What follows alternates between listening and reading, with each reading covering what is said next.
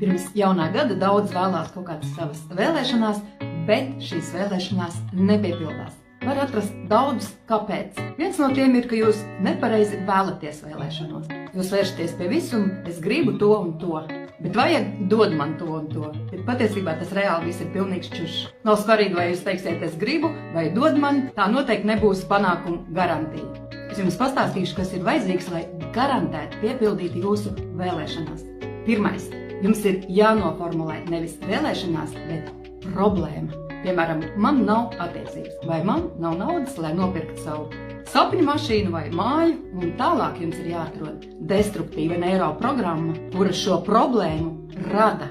Ja jūsu dzīvē kaut kas ir ne tā, tad jūsu zemapziņā ir neironu savienojumi, kas nedod jums to, ko jūs gribat. Piemēram, jūsu dzīvē bērnībā bija situācija, ka jūs prasījāt, lai jums uzdāvina dzīvu suni, bet jums uzdāvināja zāli.